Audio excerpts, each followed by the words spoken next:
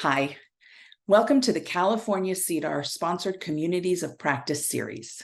CEDAR, which stands for Collaboration for Effective Educator Development, Accountability, and Reform, is a national center based at the University of Florida and has a mission to support students with disabilities in achieving college and career-ready standards. For those wanting to know more, please visit cedar.org. That's CEEDAR.org. This webinar series aims to share information that supports educator preparation programs in redesign efforts grounded in inclusive practice. The topics include teacher performance assessment, preparation and requirements, traumatic brain injury, extensive support needs and inclusion, and dyslexia. And we have more topics coming soon. We hope you find the information and resources helpful. Welcome, everybody. If you haven't already, please put your name and affiliation in the chat, and we're just going to let this last person get all connected and in, and we will begin.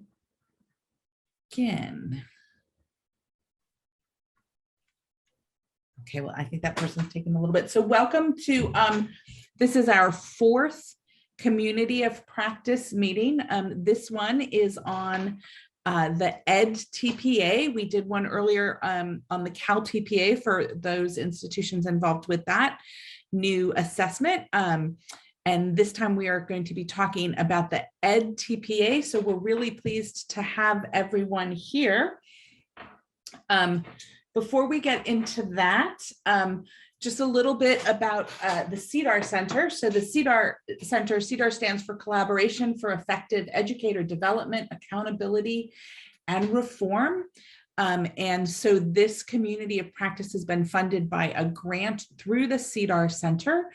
As part of that state leadership team, not only are we doing this community of practice series, but we have groups working on inclusive principal leadership. There's a critical collaboration series, and we are also putting together a number of resources for extensive support needs, particularly around things like TBI and physical disabilities that are being bridged across both the extensive support needs credentials and the mild moderate support needs credentials. So as you can see here, CEDAR's mission is to support students with disabilities in achieving college and career ready standards by building the capacity of state personnel preparation systems to prepare teachers and leaders to implement evidence-based practices with multi-tiered systems of support.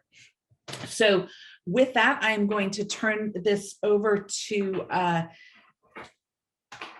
Dr. Kennedy so that we can introduce our wonderful presenters today. And thank you all for coming. Okay. Welcome, everybody. Good to see you all. I'm excited that you're here. The community of practice, as Ann just pointed out, is one of the projects that's going on in Cedar, California, with a specific focus on the redesign and implementation of the new ed specialist credentials with many moving parts. And so I know that you've all been thinking about this and doing a lot of work in that area. So wanted to point that out, and there'll be 3 more of these community practice workshops this fall, and yes, this fall. So stay tuned, please. All right, I'm very, very happy to introduce our 2 presenters today. Lori Kroeger is a senior educational consultant with the Evaluation System Group of Pearson. In that role, Lori supports California intern, induction, and preliminary programs that are using edTPA. Lori brings to this work experience Lori brings to this work experience as an assistant dean of enrollment management and accreditation, a former faculty member, edTPA coordinator, and instructor in an alternative certification and intern program. Now, welcome, Lori. We're so happy you're here. And 1 second, please. Dr. Carl Ferguson has been a professor at California State University, Monterey Bay for 17 years and has participated in candidate performance assessment activities since 2011, starting with the precursor to edTPA, which was the PACT, Performance Assessment for California Teachers. Dr. Ferguson currently serves as the lead faculty for preparing special education candidates for the edTPA and continues to develop resources to assist candidates to successfully complete their performance assessment portfolio. So welcome to both of you. We're so happy that you're here. And here we go. Well, thank you so much.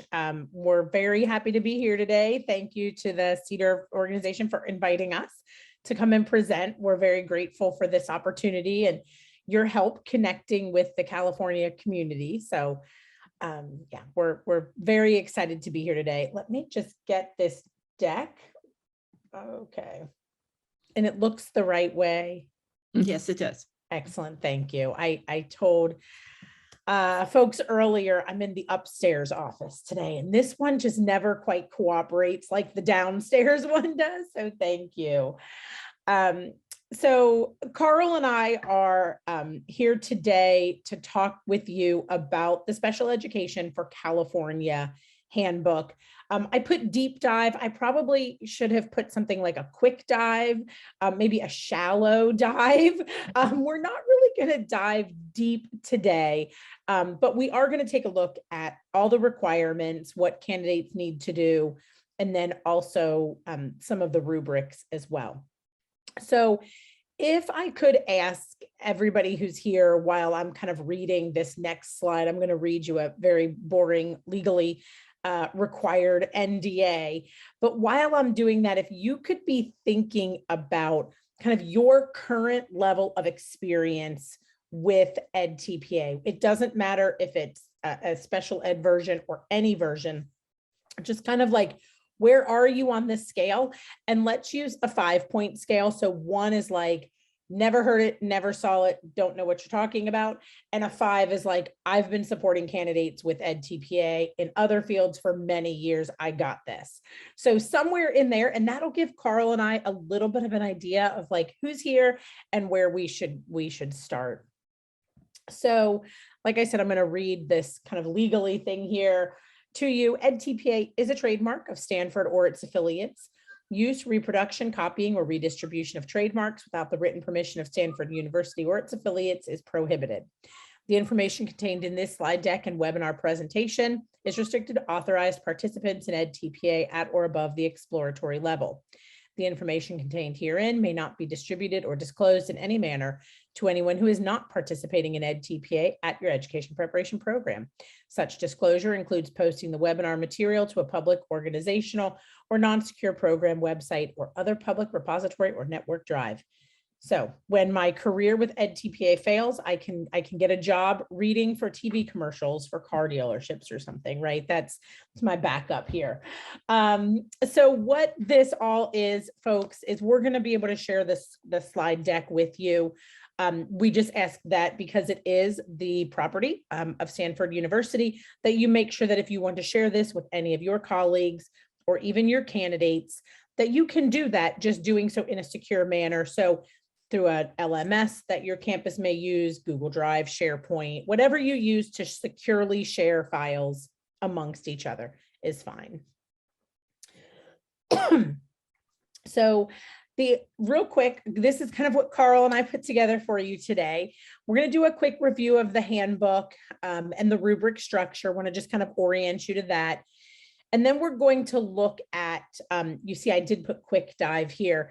So a quick dive into each of the edTPA tasks. We really want to show you kind of the key requirements for each task, the core construct that's being assessed on each rubric, and then we'll kind of center and talk about what proficient performance is at each of those levels as well.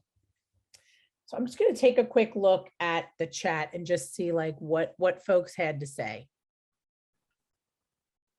So a couple of you've said 3, 2.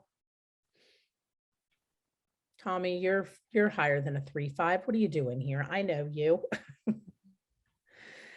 Okay, so we've got a bunch of 2s, a couple 3s, kind of dabbling in that. That's good. That kind of gives us an idea. So Carl, we'll kind of keep that in mind as we're talking about all this and making sure that folks have kind of, we're going to start with just kind of a level setting on the architecture of edTPA so that everybody's kind of at the same place. So we'll start with kind of just an overview of the handbook, a little bit about the assessment. And then we'll go into the rubric structure. So we're going to start today by walking through the 3 tasks of edTPA. So hopefully you know that with CalTPA, there are cycles, right? The assessment is based on cycle 1, cycle 2. edTPA is what I call a one and done, right? Everything is packaged and submitted at one time. It's 3 tasks, and we'll talk about those tasks in a little bit. We're going to walk through what you see here, yellow, highlighted or boxed in yellow. We're going to walk through that for task 1, task 2, and task 3 today. So we'll talk about each of those. The rubrics for edTPA, in case you're not familiar with the rubrics, I said earlier we would kind of level set on proficient performance on edTPA. Proficient performance is represented by a level 3 on the rubrics. They're 5-point rubrics, and level 3 is where proficiency sits. And you can see that the general description for a level 3 is that it really represents a candidate who has the knowledge and skills of someone who is qualified to teach. If we look lower than that, especially at that level 1, at least on that particular construct, if a candidate scored a level 1, it's showing knowledge and skills of someone who is not yet ready to teach and possibly seriously struggling, again, in that domain or that construct. All the way to the level 5, which is really representative of a candidate with advanced knowledge and skills and abilities and is very well qualified and ready to teach. So a lot of times folks will say, well, what does that look like in practice? Like, what, I get that, but what does it look like? And this is what it looks like. At that lower end of the rubrics, you see a candidate who is very teacher focused, right? So they're planning their instruction, their assessment. It's really, it's turned inward on them. Their planning is kind of done with, and even their instruction and their assessment is really done with the whole class in mind. And their lessons, their planning, everything they're doing feels somewhat fragmented or indiscriminate. It doesn't flow. All the way to that other end of the rubric where that candidate who is at that level 5 is one who is very student focused, right? In their planning, their instruction, even their assessment, they're really looking at that through a student lens. Their planning, all of this is very much focused on individuals. They're planning with individual students or small groups of students in mind. Assessments, they might be instructing particular groups of students or providing supports for particular groups of students. And then all their planning and their delivery of instruction, the use of assessment data, it's all very well executed, right? It feels intentional. And I tell people it flows just within one lesson and then even between lessons. It just flows very well. It all makes sense. So we'll kind of keep that in mind as we walk through some of the rubrics today. We'll ask you just to kind of keep this in mind. So let's start with task 1, and we'll start with the planning task. That's what you see here. We use this graphic a lot. If you've been to any other webinars or workshops, I guarantee you've seen this. We use it all the time. But it does a beautiful job of depicting exactly what edTPA is, right? That at the heart, at the center of everything is student learning. So everything that candidates are doing in these 3 tasks, those are the 3 circles you see, planning, instruction, and assessment. Everything is asking them to think about the impact and the outcome on student learning. So planning for student learning, instructing and thinking about how that is impacting student learning, and then how assessment is also impacting student learning. So you see that at the center. Like I said, those 3 circles are the 3 tasks: planning, instruction, and assessment. And then on the outside are the constructs that are woven through all 3 tasks. They don't necessarily live or belong in only one task. They're really components that belong in all three. So we see academic language. In the handbook that we're talking about today, Special Education for California, that's really defined as expressive and receptive communication skills, which is much more discipline appropriate. But for the sake of having only one image, it's left as academic language. So kind of keep that in mind. And then on the inside, you see justifying planning decisions, analyzing teaching, and using data to inform instruction. And those are all those components of effective teaching. And so they, again, are woven throughout really all the tasks. So what we want to start with and help kind of break down is just planning. We're going to start with the planning task first. So with the planning task, you can see what candidates are going to be submitting as evidence. They have a context for learning, kind of sets the stage for the learner, the classroom, the environment, the school, the district, the community. All of that information can be included on there. Lesson plans, instructional materials, assessments, and a planning commentary. So for those of you who are new, you'll see that commentary in each of these three tasks. We've developed this in kind of boxes by task for you. And the commentaries are the questions, we call them prompts, that candidates respond to. So it's where they provide their reflection or their analysis of their students and their own teaching and their instructing and all of that. So, and kind of see what they submit here. So if we just, again, we're just going to talk about planning first. We're going to kind of just walk through this one task at a time. The one resource that I want to draw your attention to, and this is not yet available, if you're really wanting to see it, it will be available very soon in the resource library on edTPA.org. So I can get this to you very, very soon, probably like 10 days, maybe 12 more days. So if you'll hang in there, I will have it available for you. But it is called Making Good Choices in Special Education for California. So this is very specific to the state's handbook. It's very specific. So there's another one of these called Making Good Choices in Special Education. You got to make sure you have the one that says for California. When your candidates register, they're going to register for Special Education for California, and they're going to get this in their account on edtpa.com. They don't have to go searching for it. It's going to be given to them. The correct version will be given to them when they register for this handbook. What's in this handbook? Or not in this handbook, in this resource. This is a supplement to the handbook. I'll be honest with you. I'll tell you, this is one I think programs and candidates should read cover to cover. It is best practices, right? It's how to make good choices. It's really, I like to say it's like how to make your life easier. If candidates take the time to read through this up front, it can actually save some of the frustration later on in terms of putting all of your lesson plans in one file. That's a recipe for disaster. If they get to the end and they're ready to submit and they're like, I have 5 different lesson plans in 5 different files, and now they have to stop what they're doing and go get them all and combine them. It adds frustration when it doesn't really need to be there. So this is one of those documents that I think provides a lot of details like that. Very worth reading.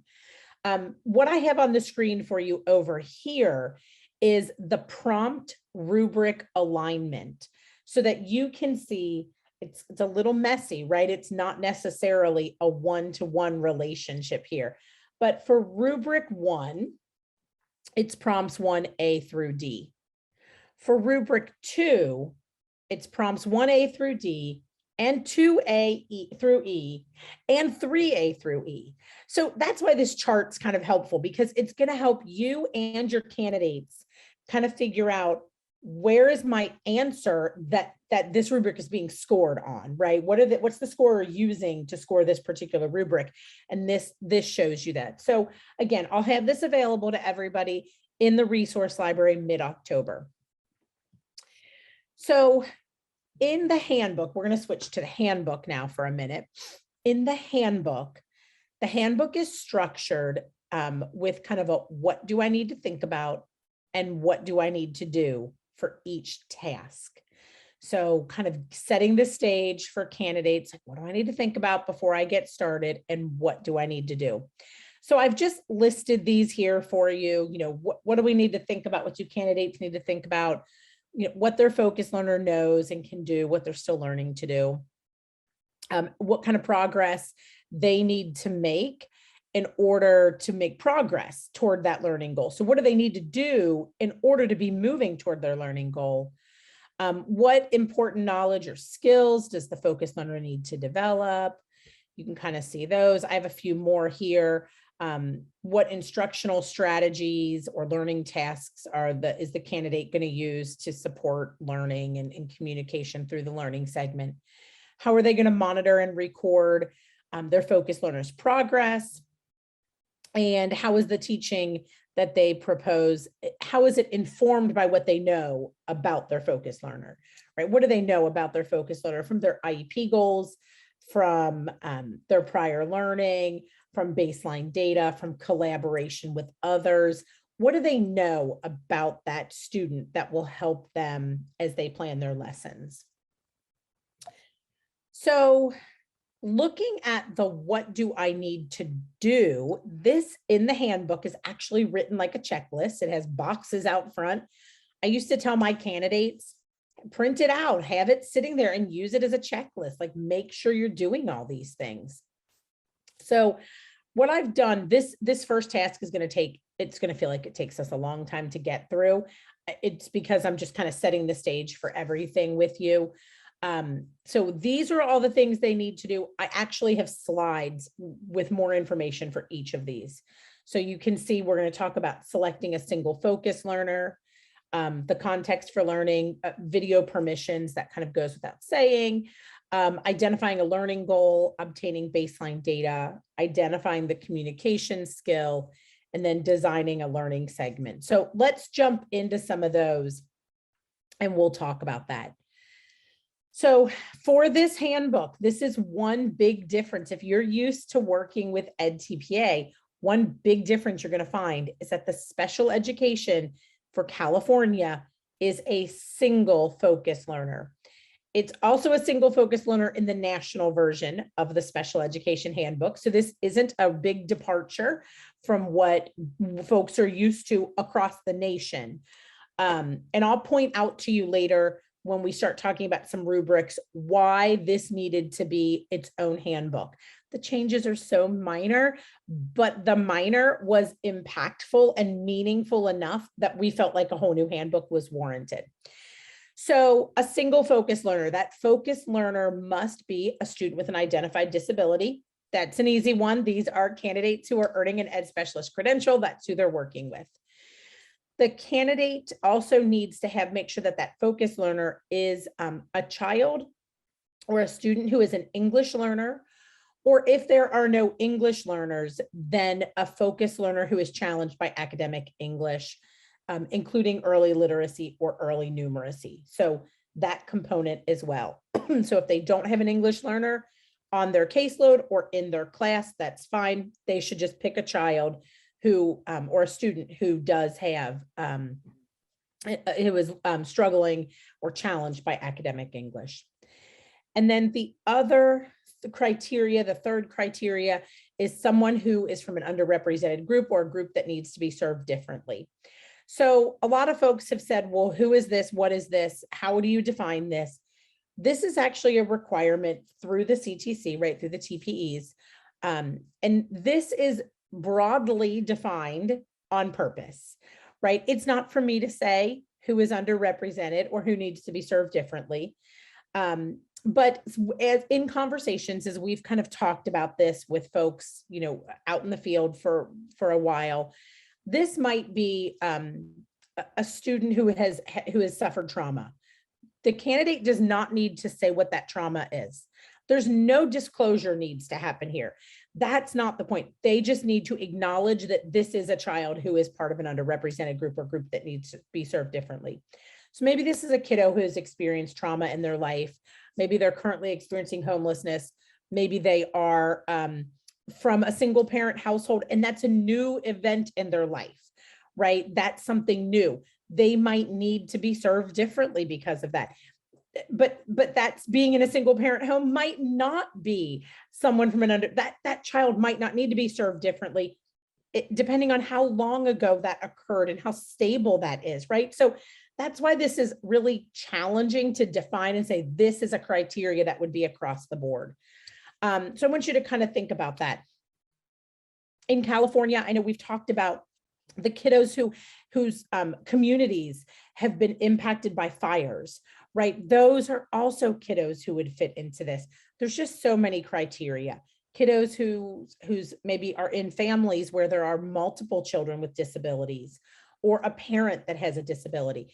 It's really pretty wide open. As long as the candidate can explain, this is a child who is from an underrepresented group or a group that needs to be served differently. The other thing that I will share here is that you really want to make sure to convey that the learning, the instructional setting does not need to change for this. If that learner is typically taught in a classroom with other children, then that's where they should be taught for their edTPA. The edTPA is just going to be written about that one student instead of being written about the whole class, just that one focused learner. If they typically are in kind of a pull out or a push in, and they're really taught one-on-one, then that might be the environmental or the instructional setting where that takes place. Or maybe it's a small group. However that's working typically is how that should be done for their edTPA. Carl, I'm going to ask you to kind of hop in here and share your experiences just with this piece. Sure.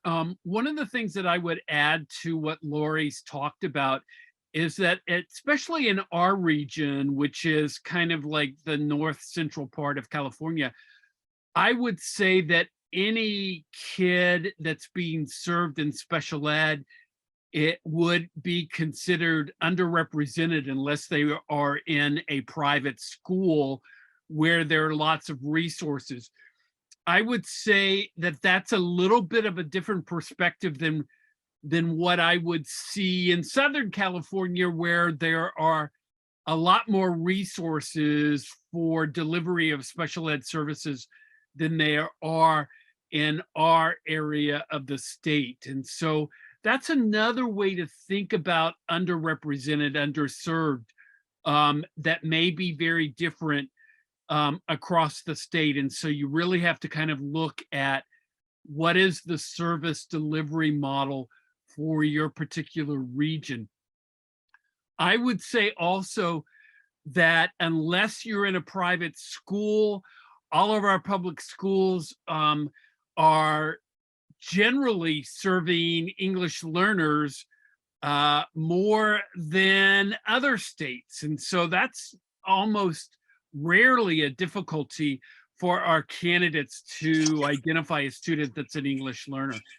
And so my candidates really have not had issues with meeting these criteria at all, just because of the nature of our regional service delivery in our districts. And that may be a little bit different in your area, but it certainly is indicative of our area. So, so yeah, the other criteria that I'm sure that Lori has on one of the upcoming slides relates to collaboration with either parents or other service delivery providers. And that, I think, is just golden in our edTPA, because it really makes our candidates think a little bit differently about how they put their portfolio together. And I love that piece of the criteria that we have.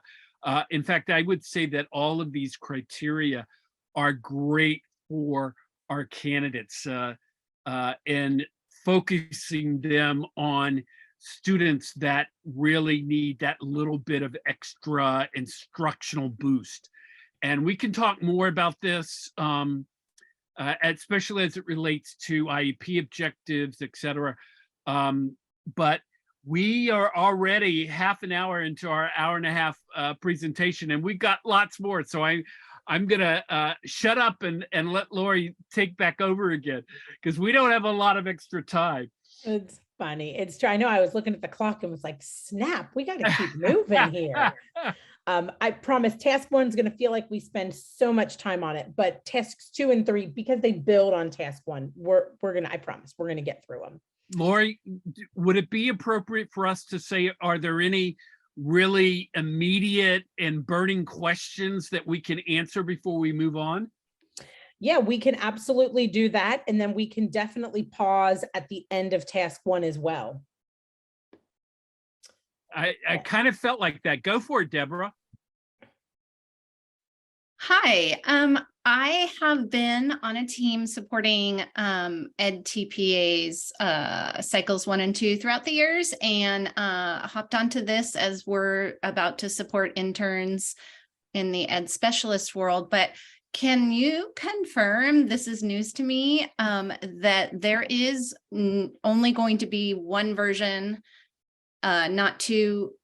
I heard you say that, but it's new to me. So I want to like triple confirm that one TPA for ed specialists. So you used some words, you used a word that makes me pause.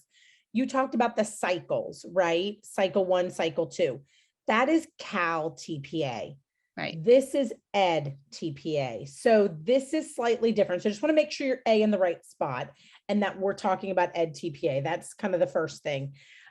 There is one single ed TPA special education for California handbook for both mild, moderate, and extensive support needs. Yes.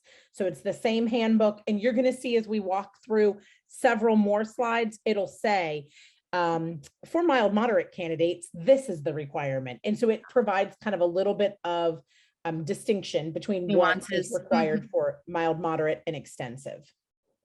But just to answer your question just a little bit further, Deborah, CTC has approved 3 TPAs, edTPA, Cal TPA, and then Fresno State has their own.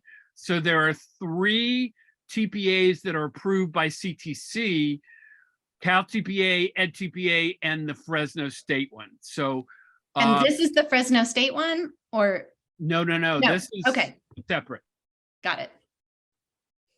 Thank you. That's very edifying, and I appreciate it. Sure. Excellent. So I don't see any other hands, so let's move on. All right. So let's talk about the learning goal. This is another requirement for task 1, is that candidates need to identify a learning goal. So they're going to identify one learning goal for that single focus learner. This learning goal is going to serve as the focus for the whole learning segment, those 3 to 5 lessons. So it's one goal over the 3 to 5 lessons. And you can see here in this kind of sub bullet, if the focus learner is working on academic content, that might even be in a community setting, it might be early literacy or numeracy, the candidate must select a learning goal that is related to an IEP goal in one of those primary content areas: literacy, math, social studies, or science. So if the focus learner is working on academic content, they must select an IEP goal in one of those 4 primary areas. If there is no IEP goal related to the content, so the focus learner only has behavioral goals, then they're going to select that the candidate is going to select a learning goal related to academic content in one of those 4 areas that the focus learner is working on. So if there are no IEP academic goals related to the content, they're just going to choose a learning goal related to the content. If that focus learner is not working on any academic content at all, maybe they're an infant or a toddler, or they're a learner with severe or profound disabilities, and they're not working on any academic content at all, then the learning goal must be related to an IEP goal. Okay, so that's kind of the broad piece about the learning goals. The other thing that candidates are going to do in this task is obtain baseline data for the knowledge and skills that are related to that learning goal. So once they define their learning goal, they're going to collect baseline data. So they're going to use that baseline data then to prepare the learning goal and develop a 3 to 5 lesson learning segment and kind of all the appropriate supports that the student needs. That baseline data should allow them to describe the focused learner's level of knowledge and skills that they start with, right? So rich enough baseline data that they can describe it. The baseline data can come from lots of different sources. So you can see here, curriculum-based measures, pretest, work sample, a checklist, observational notes. I mean, you can kind of see all the different things here. So lots of different options. Carl, is there anything you wanted to add about the baseline collecting or using baseline data? I saw some things popping up in the chat, but I didn't see what they were. So there was one question by Leah where she was saying that or asking whether candidates were creating IEP goals for the edTPA, and I said no, that you are using an established IEP goal and creating a learning goal related to that IEP goal. And sometimes that's difficult for candidates to think about because our portfolio is 3 to 5 lessons. So we're really only talking about a slice of that total instruction for reaching that IEP goal, unless they are at the very end of collecting data on their IEP. And the learning goal is just the final steps for reaching completion of the IEP goal. So that sometimes is a little bit difficult conceptually for candidates, but otherwise, baseline data needs to stay the same across the whole learning segment, so that you can show progress from where they began with the baseline data to the end of whatever lesson it is, whether it's the 3rd lesson or the 5th lesson. Great, thank you for adding that. That's good. So the next requirement, this is the last requirement we're going to talk about in task 1, is the expressive and receptive communication skill. So here the candidate is asked to identify one expressive or receptive communication skill in English related to the learning goal. So you can see here they're going to choose a communication skill that the focused learner will need to use to participate in the learning tasks related to the learning goal. Here's one of those differences for the mild moderate. I told you I'd point that out. Candidates for the mild moderate support needs credential must select a communication skill that is related to academic language. They must do that. If the learning goal is a communication skill, so if that learning goal is a communication skill, then the candidate should select another communication skill related to the learning goal. Okay, so not doubling up. We don't want the learning goal and the communication goal to be the exact same. They should be separate so that they're addressing 2 separate needs. The communication skill can be a new skill that the learner is acquiring or learning to use more fluently. Can also be a skill that they're working on to learn to maintain or to generalize it. So that's fine. For a focused learner who has a learning goal in one of those 4 content areas, the communication skill should be related to the language that's used in the academic discipline if possible. So if it's something that's related to, say, math, then that, if they're working on math, then that's really where it should be. That should be what the language, the communication skill is kind of based on. And then if needed by the focused learner, the communication skill may be learning and or applying any augmentative or alternative communication support. So if that's what the student is using, then that would be appropriate here as well. Carl, any thoughts on this?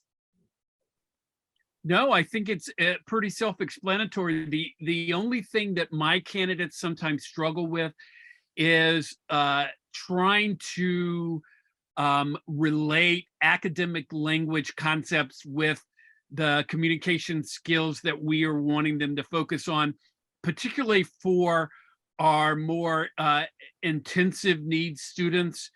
But you know, once we kind of walk through it, and the handbook is so explicit that they just look at that and kind of reflect on it, ask questions, and usually they're ready to go. So no, I think that the handbook is really clear about the selection of communication skills, and it should be incorporated anyway.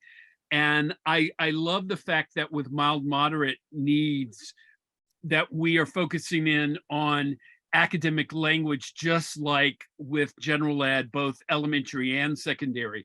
That should be the way it is, and I'm glad that we are doing that as well in California. That is one of the differences between the California handbook and the national handbook. So I'm glad you brought that up, because that's a very explicit difference that we see in the California handbook. So I'm glad you brought that up. Let's take a quick look at the 5 rubrics that are part of task 1. And again, we don't have time today to do a deep dive.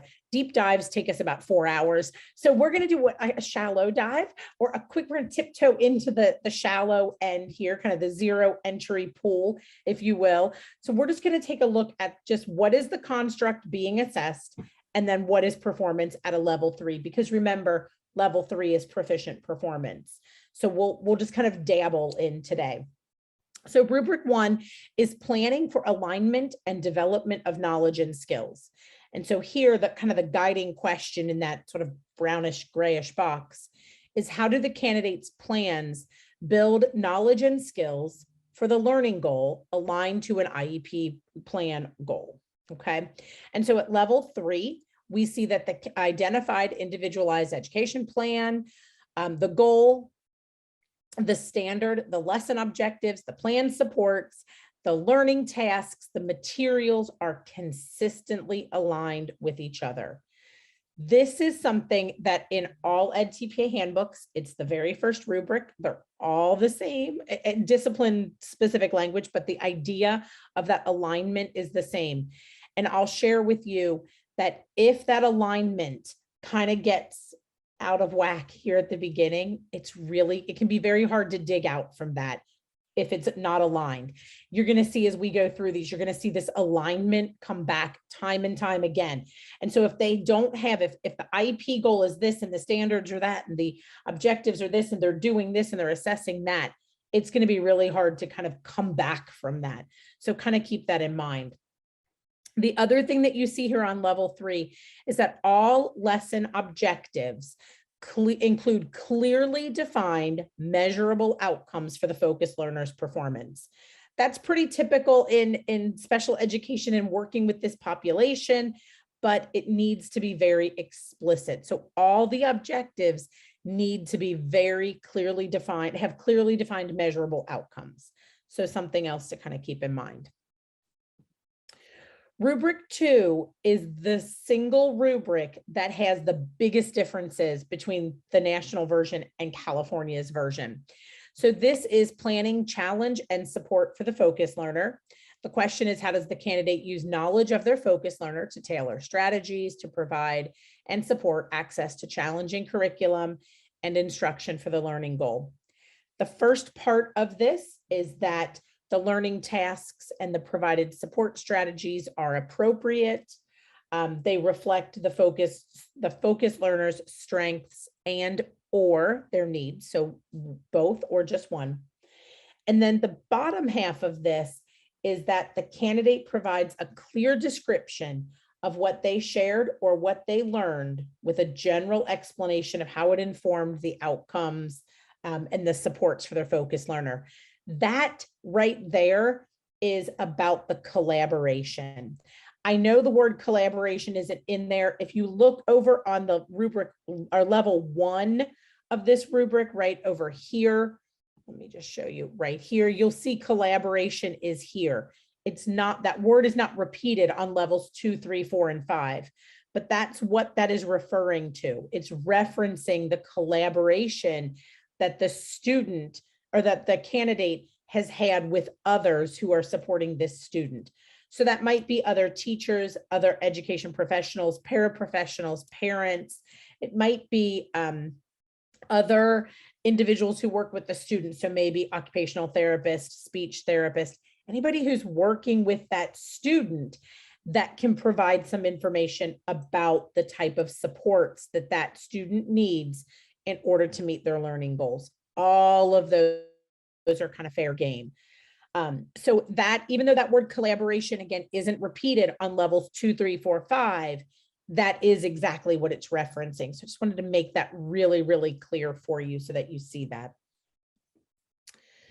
Rubric 3 is justification of instruction and support. And so here they're using what they know about their focus learner and then research and theory to really justify the decisions for the way that they've planned their lessons.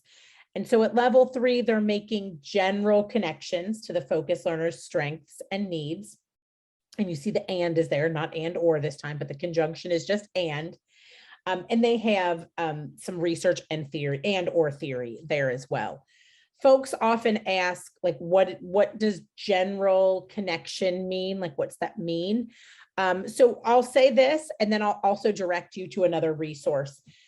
General connection is accurate name dropping, right? So I'll tell you from 10 years of experience with edTPA, the single greatest theorist or most common theorist that they like to cite is who?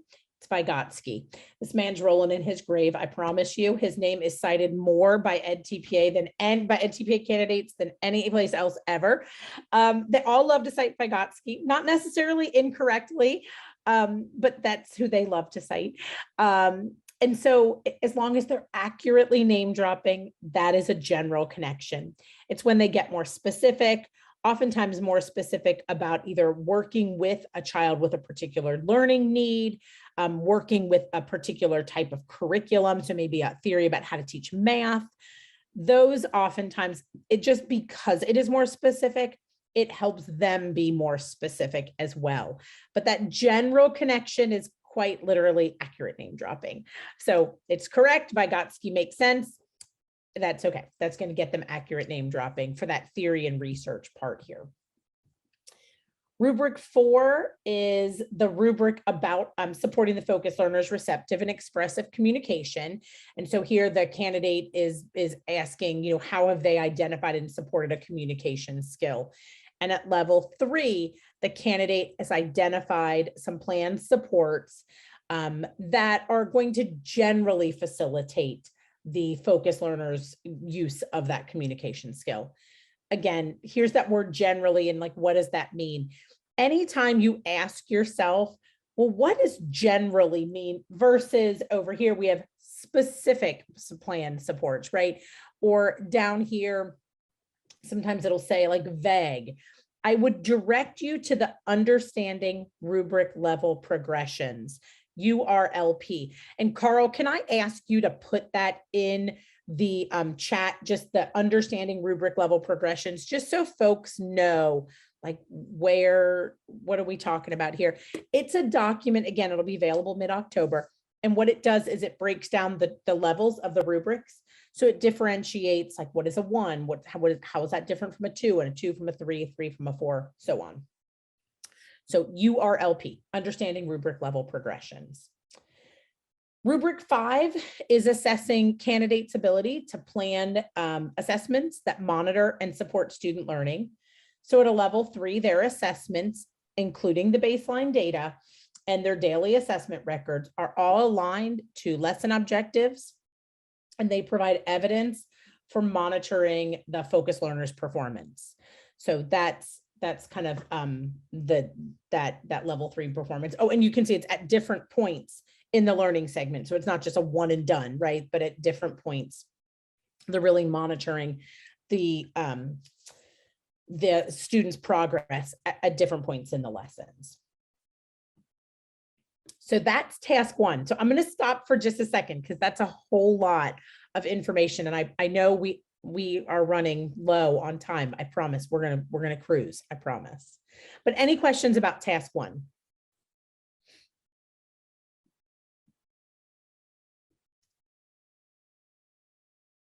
Okay.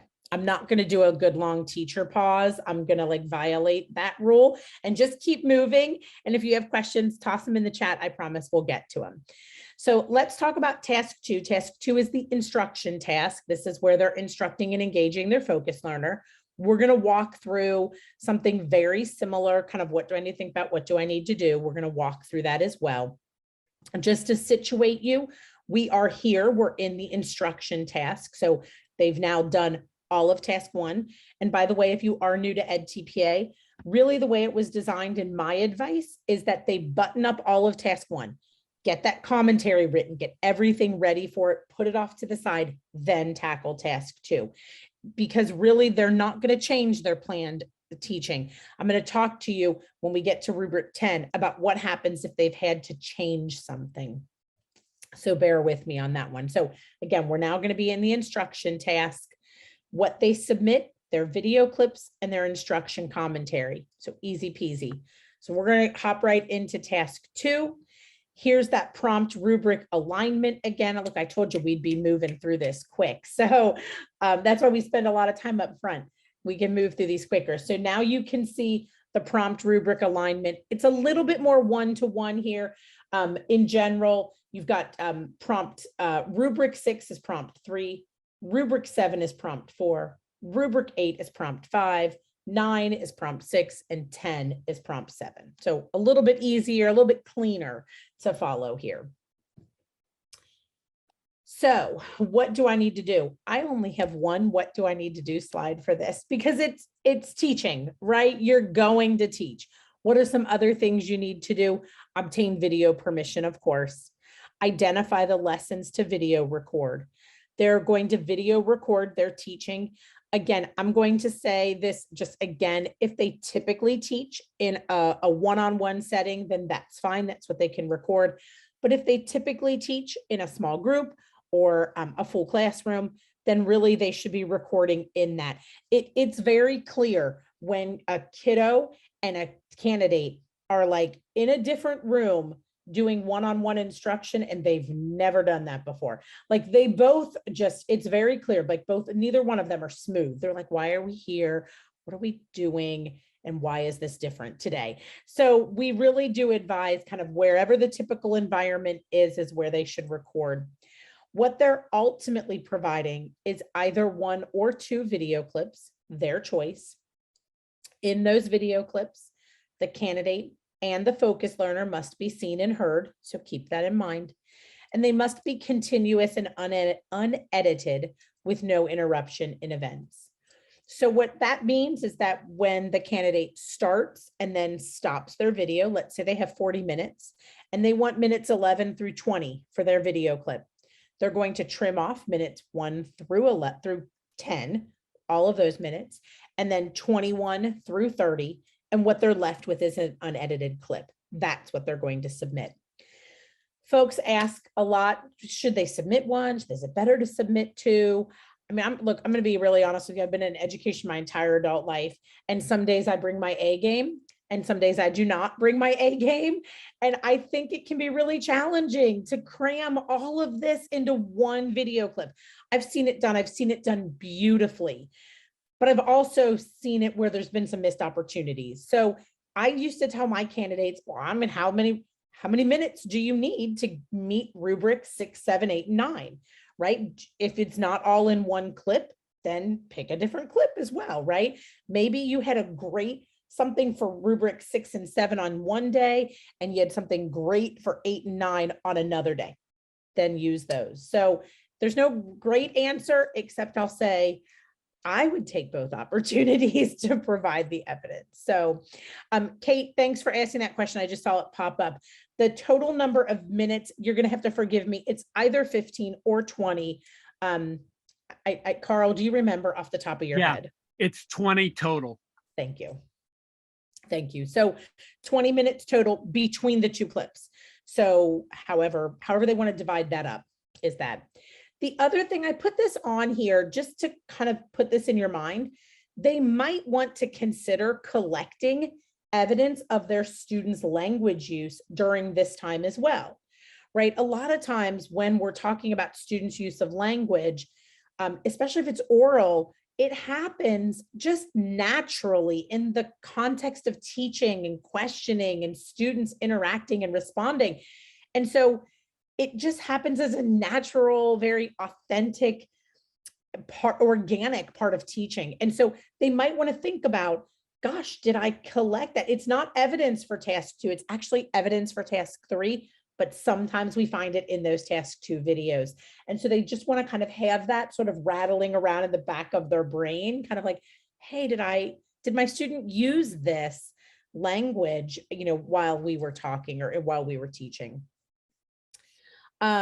I see there's a question about videos. So let's see, 2 videos from 1 lesson. Okay. Yeah. Okay, Paul. So Paul's question is, can the 2 videos, do the 2 videos have to be from 1 lesson, or can they be from 2 different lessons? Either one. It's the candidate's choice. If everything great happened on day 1, then everything's from day 1. If they brought their A game on day 1 and day 2, and they had good stuff on both days, then the clips can be from 2 different days. Doesn't matter. I think the main issue here, though, Paul, just to make sure you understand, is that you can't splice things together to create 1 or 2 videos. You can only edit like at the beginning of the video clip or at the end of the video clip, but the total amount is 20 minutes. So no editing within. It is continuous, but you can cut off the beginning or cut off the end in order to get your 20 minutes. Excellent. Thank you. That's important. So Yeah. This is what I used to tell my candidates. You can't take some minutes here and some minutes here and some minutes here and some minutes here and splice them together to make like a super video. You can't do that, right? So they need to pick those unedited clips. And like what Carl's saying is just trimming off minutes before and minutes after. And then what's left is a standalone video. That's really what they're doing.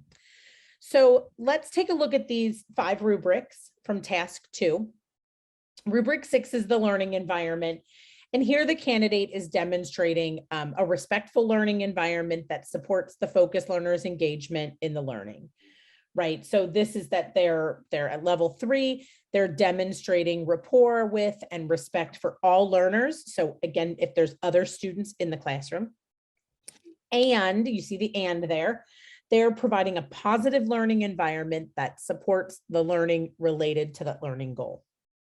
This tends to be a very high scoring rubric for candidates really across all disciplines across the country. So candidates generally do very, very well with this. Rubric 7 is engaging the focused learner. And so here kind of what the rubric is assessing is how the candidate actively engages the focused learner in developing knowledge and skills to reach the lesson objective for the learning goal. So how are they actively engaging their learner?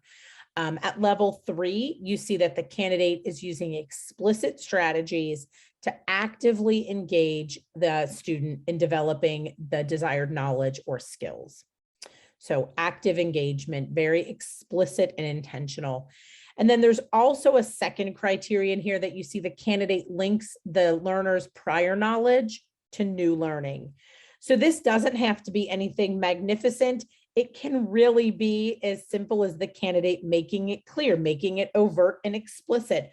Remember how we did this? Now we're doing this, right? How does what they already know let them develop what they're learning today? How is it building on it?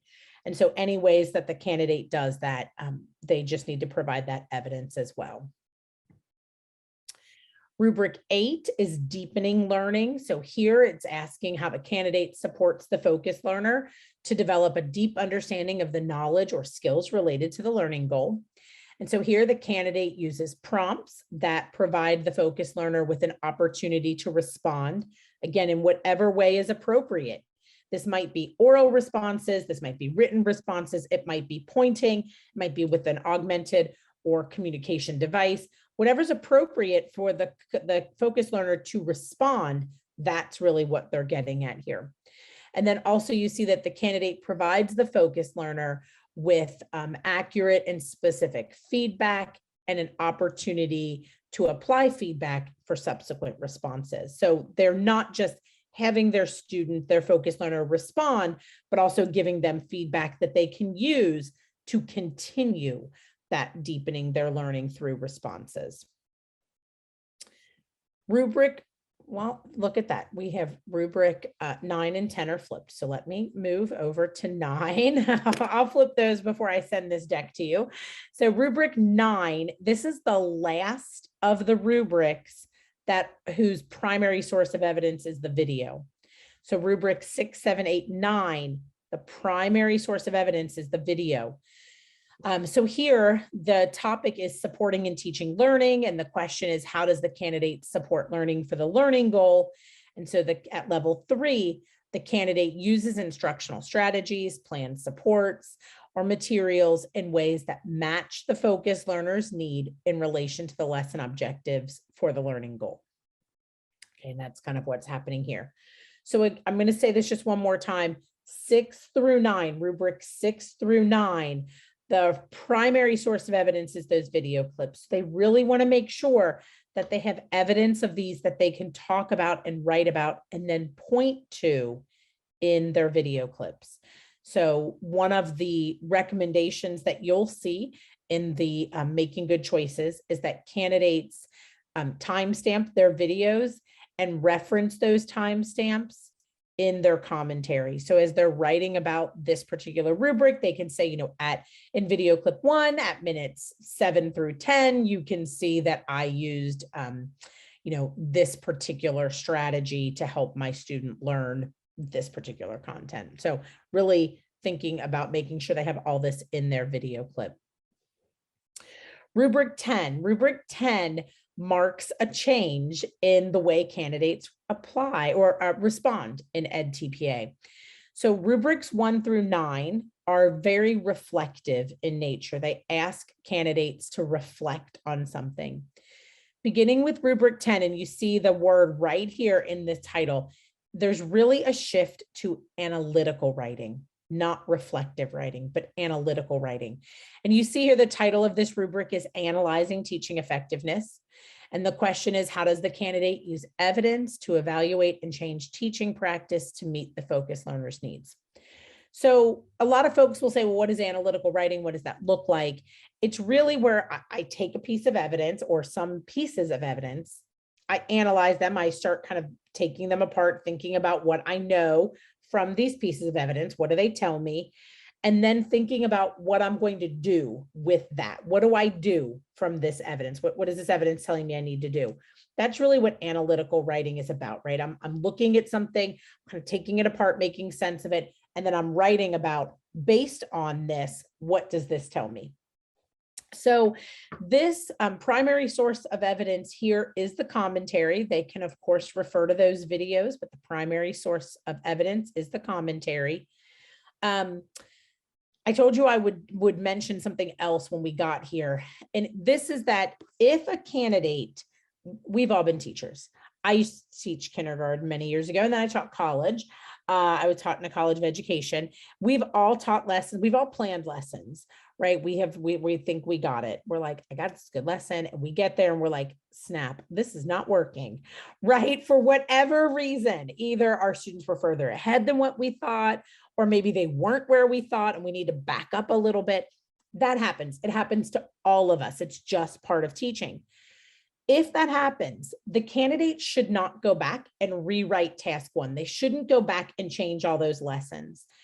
If they get to this point and they're like, I really thought I could teach my focus learner this, but man, after day 1, I realized on day 2, I could not move ahead. I needed to stay where I was.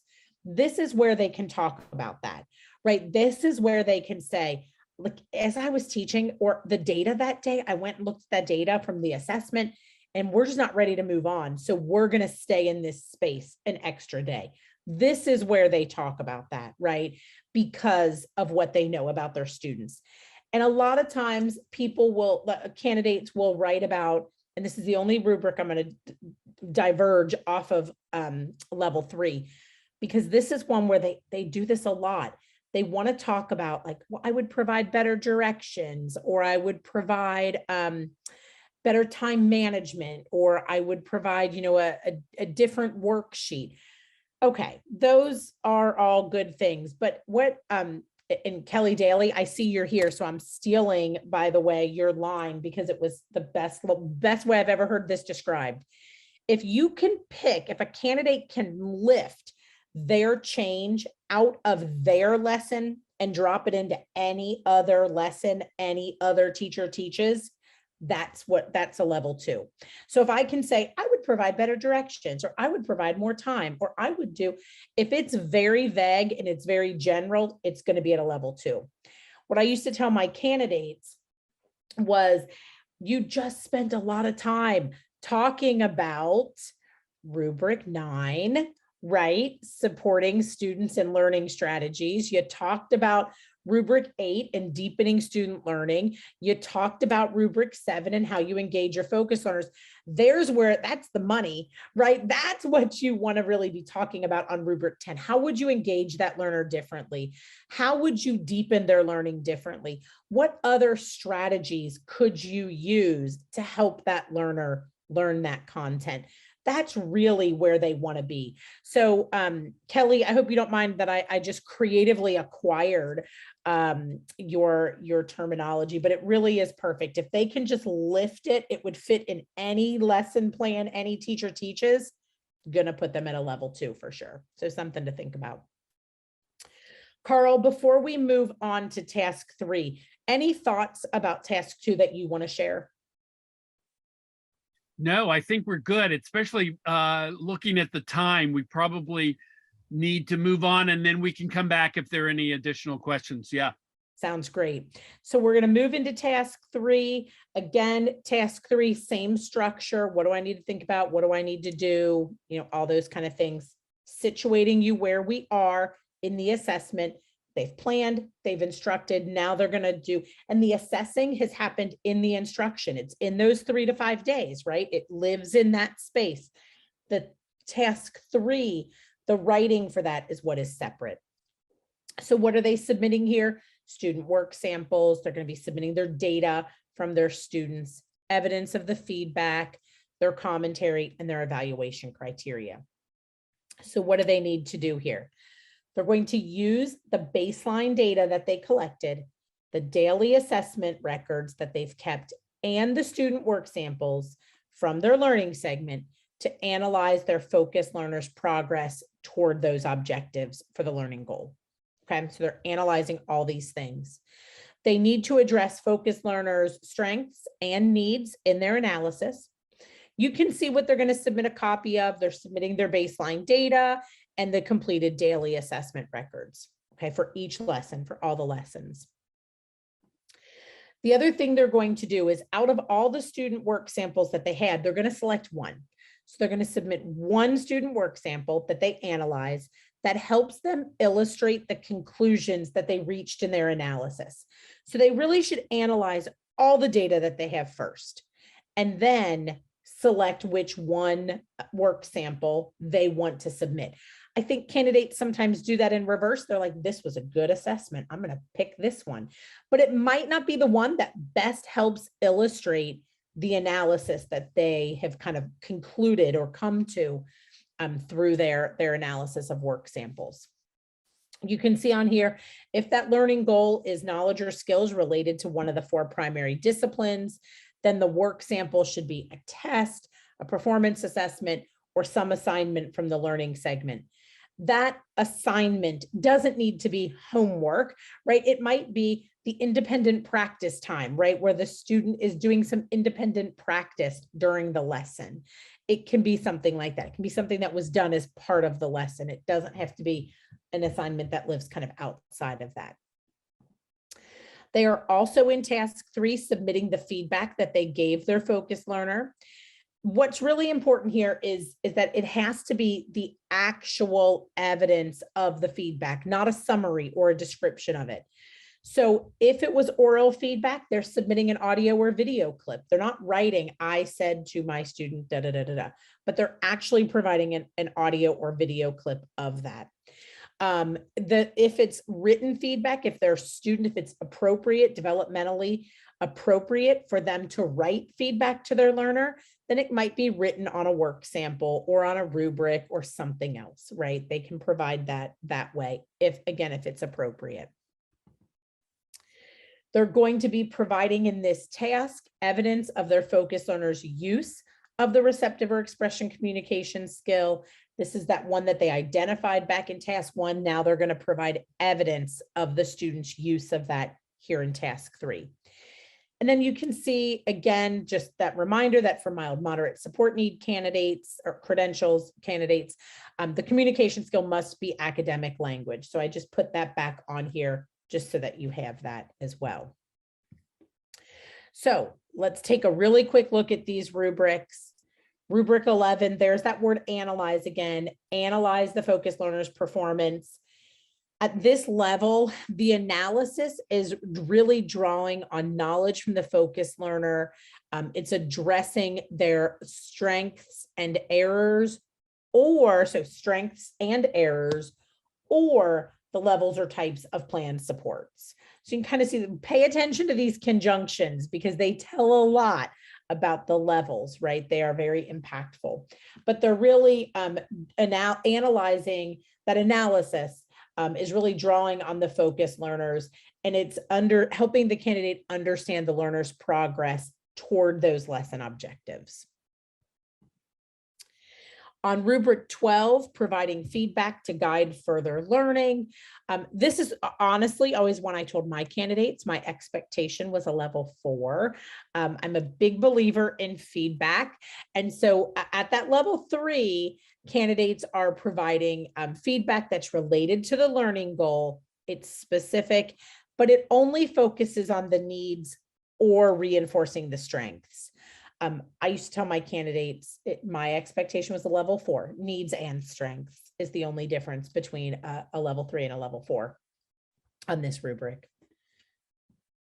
Rubric 13 is the learner's understanding and use of feedback. And so here the candidate is providing a description of how their focus learner will understand or use the feedback that they gave them. Right? Feedback is completely useless if our students don't understand it or don't have an opportunity to engage with that and to use it. So this is really, how is the student going to do that? I want to draw your attention to one word here, and it is describes. The candidate describes. This doesn't actually have to occur within the learning segment, right? It might not. This student might meet with the teacher, with the candidate, or with the teacher after the learning segment, right? They might have a one-on-one conference later. They might be able to apply it in the next lesson or on the next test, whatever it is. But it's just, so there's no evidence provided here that this occurred. It's just the candidate describing how they will make sure that this occurs. So that's an important distinction. Rubric 14 is explaining the focus learner's use of communication. And so here the candidate explains and provides evidence. So here's that evidence. They have to have that evidence. Explains and provides evidence of the learner's use of the communication skill. Okay. Again, they have to have evidence of this. This might be, again, in one of those task 2 video clips, they might have caught this use of communication in that task 2 video clip. They can just reference back at minute 4 through 6. In clip 1 of my task 2, you can see the student using the communication skill, right? And they can explain that.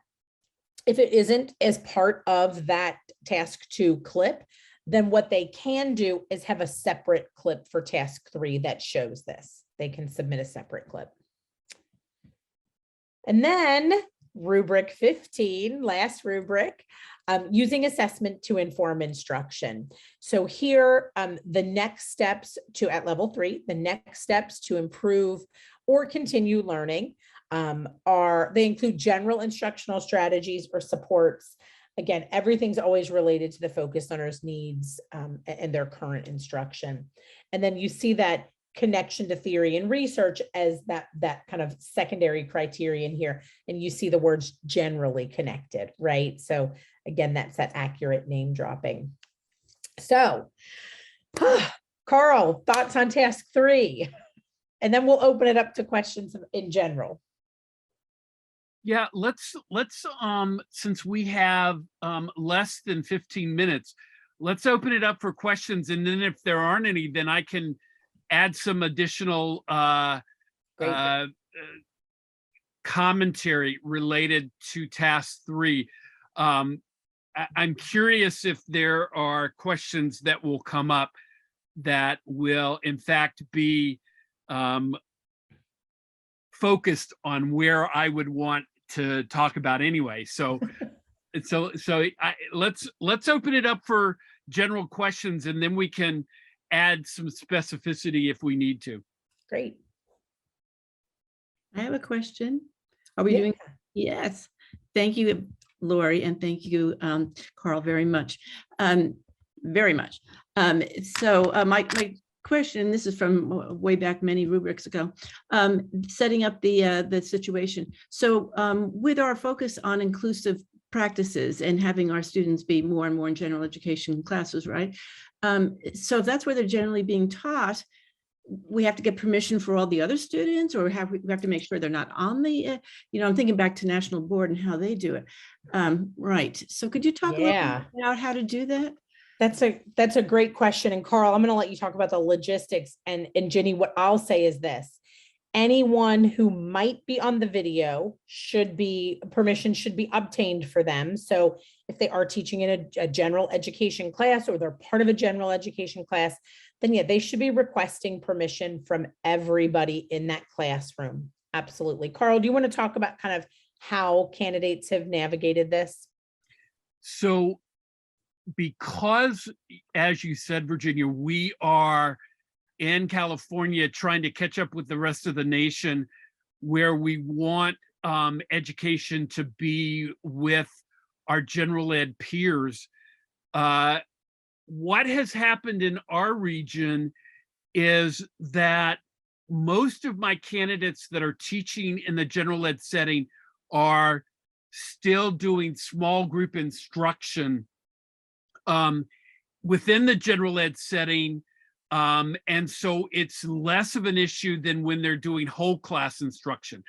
Now, having said that, I'm going to speak out of the other side of my mouth and say that it may not be a reality that they are able to do small group instruction. And so they're doing whole class instruction. And as Lori said, everybody has to have permission. Or if you are technologically proficient, you can blur out those students before you submit that video. So we have done that in the past too, where we have blurred out students that have not been permitted, or we've used camera angles so that it doesn't include students that we don't have permission, but they're included in the instruction. Does that answer your question? It does. And then just along with that, if the teacher is special ed teachers in the general education classroom, then and if she or he is in charge at that point of everybody, then she or he will have to, make sure everybody else is doing what they're supposed to be doing. In other words, they're going to have to really talk to the gen ed teacher about maybe splitting the class, or I don't know, different ways, so that she doesn't have to interrupt the learning segment to attend to the other students.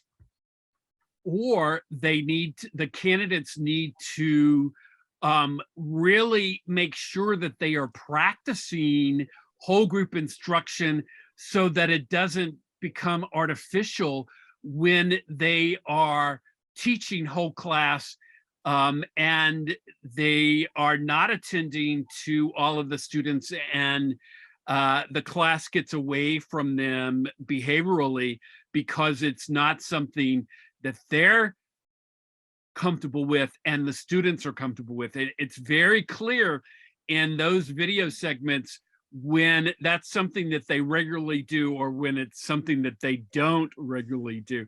It just becomes very clear, especially to the evaluators of those portfolios. Thank you. Yeah, you're welcome. What Other other questions? Yeah, what other questions can we answer for you today? Feel free to unmute or raise your hand or put it in the chat, however you feel comfortable.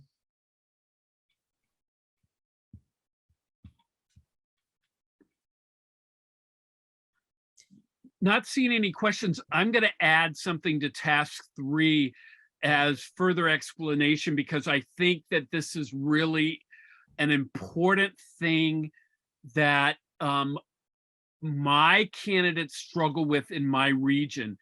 And that is, we have a lot of districts that are not supporting our candidates in appropriate progress monitoring activities.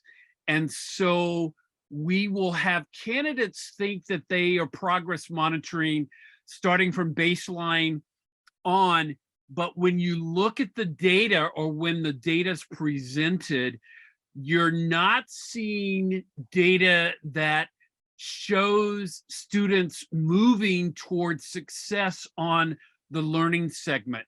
And so it's not appropriate progress monitoring, and consequently they don't do well with rubric 11 because they're not really progress monitoring their students. And so one of the things that I do when I prepare my candidates is to tell them, think about what kind of data you're gonna collect within a lesson that helps you make decisions whether the lesson is successful, and then think about the data you're going to collect across lessons to show that students are making adequate progress and success towards that learning goal that you've identified, so that your progress monitoring really is appropriate to the learning segment.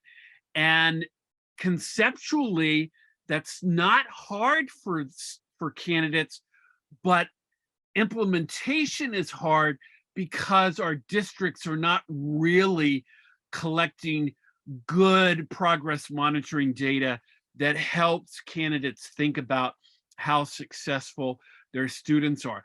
And so if you encounter that kind of situation, I would really work on helping students overcome that hurdle.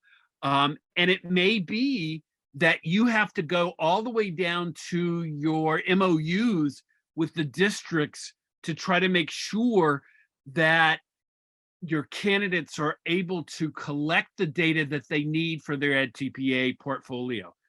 And that has always been a struggle for us in our region because our candidates are mostly in districts where they are not collecting really good progress monitoring data. So I always throw that in there because that's always an area that is a struggle for my candidates and could very well be a struggle for yours as well. Carl, thank you for that. That was very good. I'm answering a couple quick questions in chat. Someone said, do we have any idea what the cut score will be? That is, the commission will be considering that at their October meeting. It's October 13th and 14th. So y'all are going to have an answer very soon, I promise. And no sooner than that comes out than like the very next week, I'll have all the materials ready for you as well. What's the average cut score nationwide? So there's different standards from different states. They range from 35 to 41. All other 15 rubric handbooks in California are at a 41. I have no idea what it will be. I don't know. So we're all going to learn together on the 14th is the day that the agenda is, the item is on their agenda. It's October 14th. Leah, you asked when should students be registering and when it is due? Great questions. Registration will open in mid-December. That's when candidates will be able to open it. You all are going to start their registration and submit. You all will have access to the materials again mid-October. So mid-October, I'm going to have all the materials in the resource library.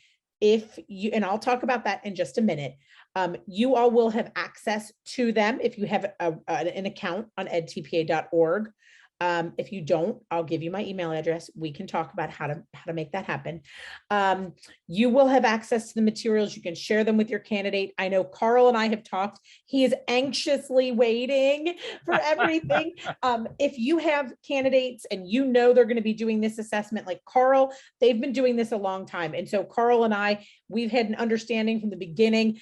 I already gave Carl the materials. I just put them in a SharePoint folder and sent them to Carl. If you need me to do that for you, like, you know, you have candidates, you want them now, I'll give them to you now. It's not a big deal. They're done. They're pretty much ready. I'll send them to you. Otherwise, they'll be totally ready, available publicly for programs in .org.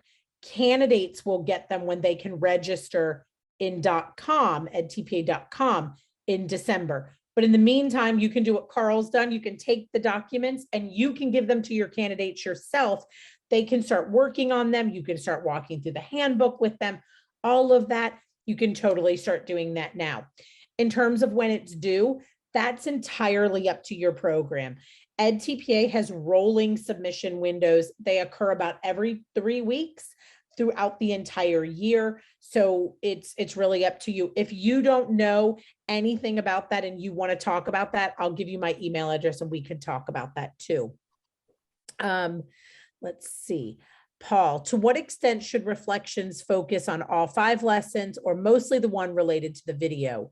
And to what extent should they comment on the progress of students other than the focused learner? 2 good questions. Let me answer part B of that first. They don't need to talk about anybody else. They're only writing about their focused learner. They can talk about maybe what their focused learner has learned from maybe interactions with other students, but they're not analyzing or even talking about the progress of anyone else. The reflection, so part A of your question, the reflections really should focus on those 3 to 5 lessons. They should be talking about those 3 to 5 lessons, not just the lesson within the video. That's a great question. Let's see. Kate, is there a document that lists the key updates that were made for California versions for folks who are familiar with the national version? No, there's not, but I can tell you exactly what they are. It's that the 3 focused learner, or the 1 focused learner has to have all 3 criteria. That's one difference. The other difference is the requirement for collaboration. Those are the 2 big differences. The third difference is related to rubrics 4 and 14, and that's that candidates who are working on their mild moderate credential do need to have the communication skill needs to be related to academic language. That's it right there.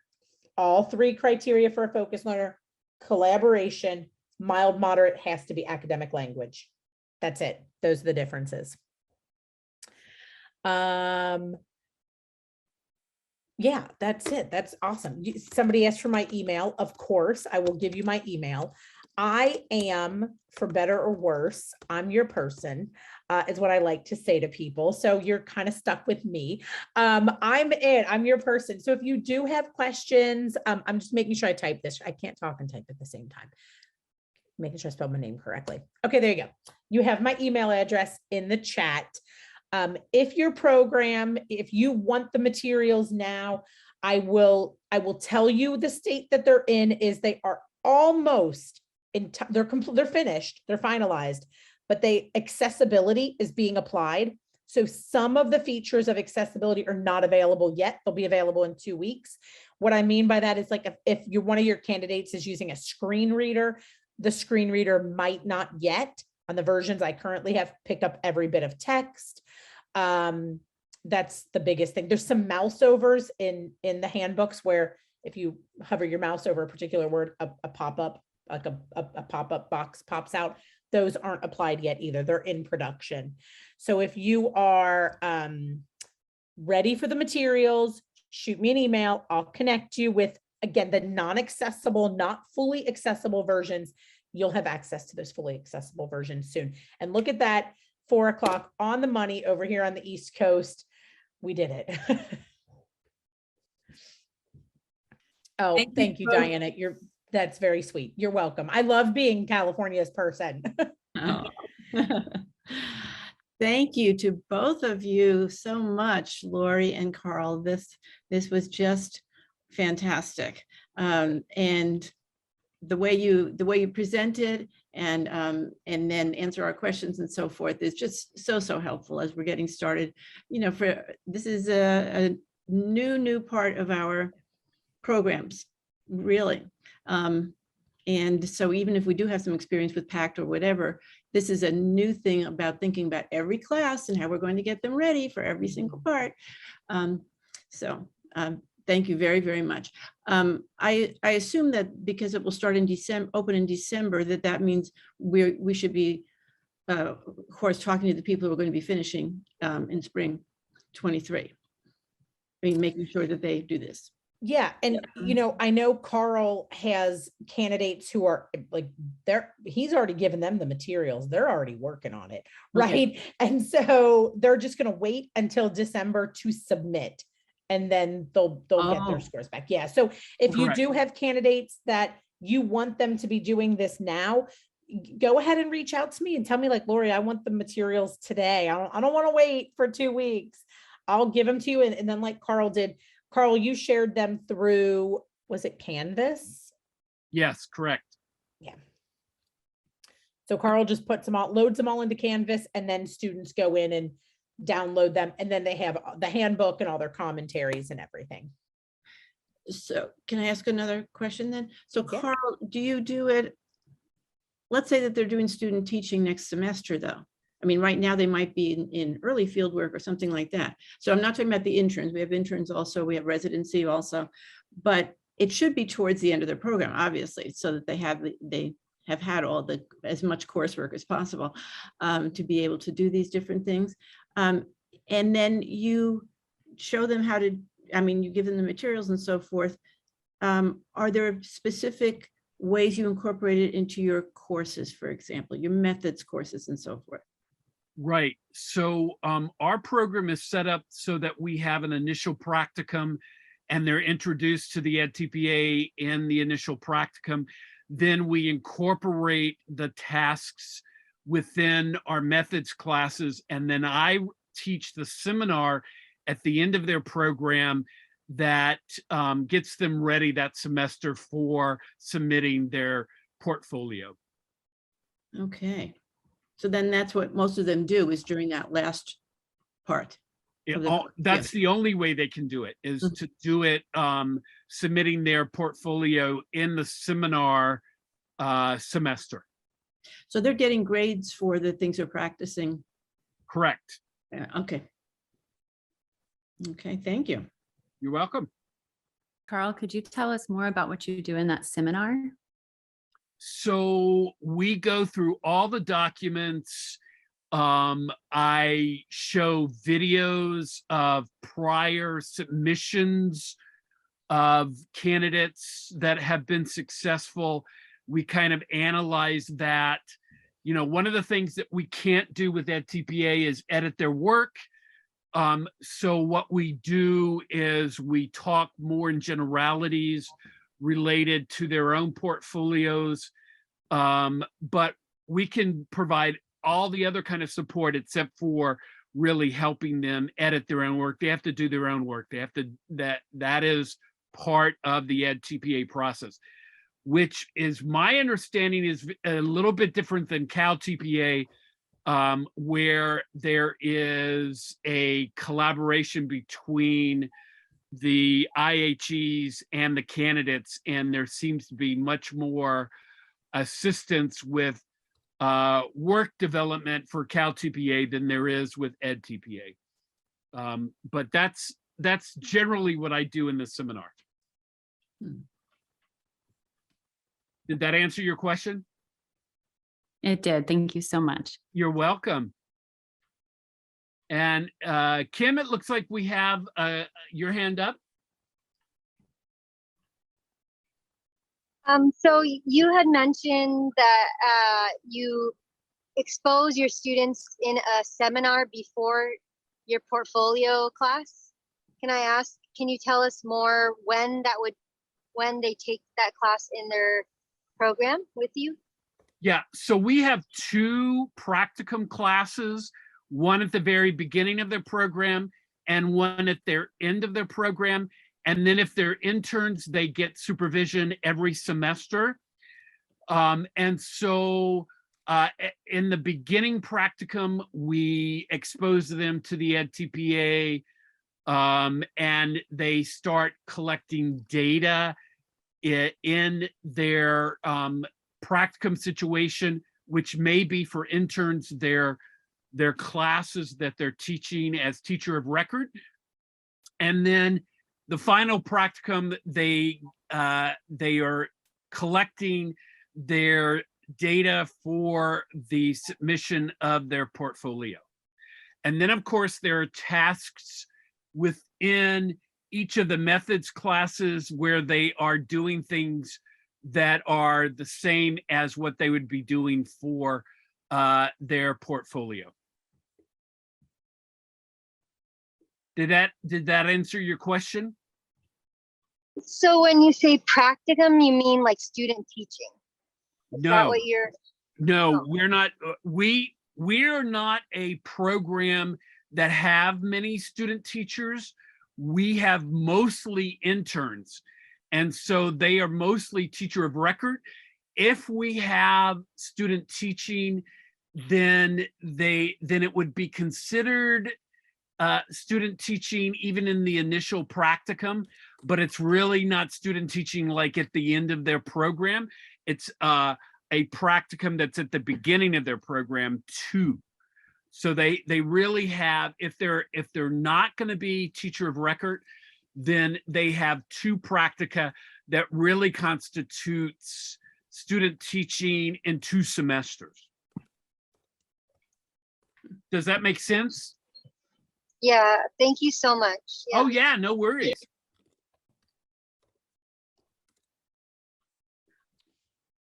Okay, other Carl, questions? I have a question that came directly to me. So this is for our dual track candidates, single subject or multiple subject plus SPED. Candidates are currently doing their single subject or multiple subject edTPA. Do they have to start all over with a SPED one? Whew, okay, one's good enough for everybody, right? Nobody needs to do 2 edTPAs ever. So the CTC will provide official guidance on this, but at the current time, I can tell you that no state in the nation has said that they need to do 2 TPAs.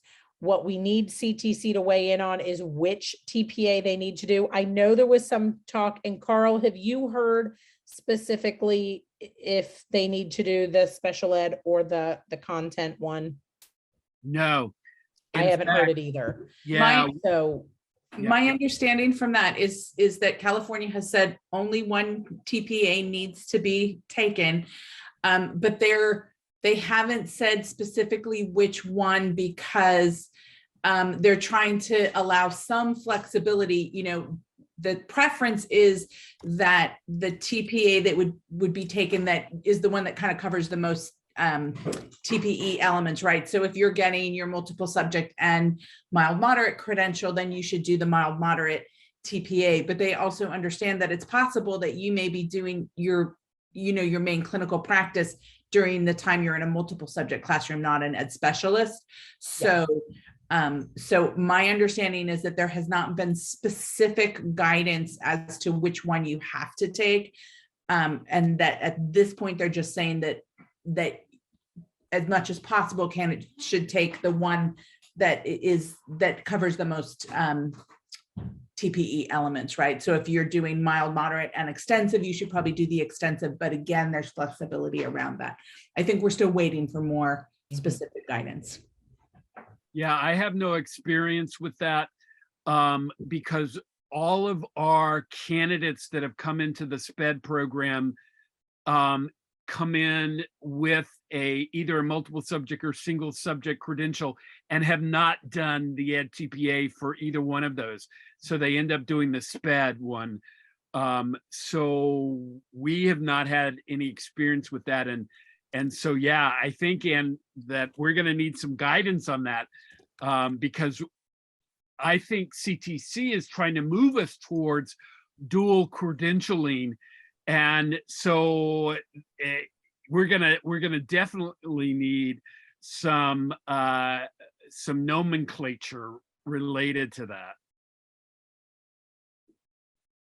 Yeah. Any other questions that we can answer today?